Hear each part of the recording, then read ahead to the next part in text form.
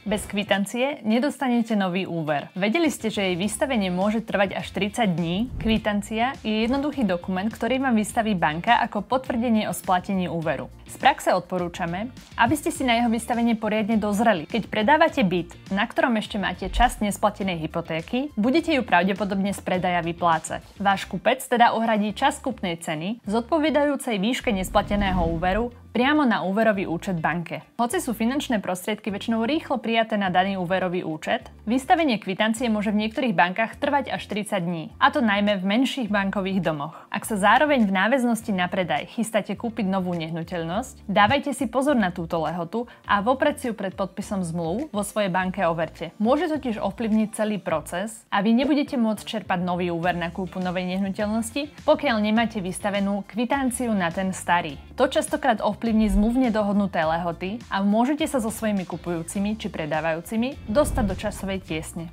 Kvitanciu je zároveň banka povinná doručiť na kataster, aby bolo záložné právo tejto vašej banky na predávanej nehnuteľnosti vymazané. Pri čerpaní nového úveru banky častokrát čakajú až na tento krok, na doručenie kvitancie týkajúcej sa vašej predávanej nehnuteľnosti a starého úveru na kataster. Až potom bude pre vás umožnené realizovať kúpu a čerpať úver na novú nehnuteľnosť.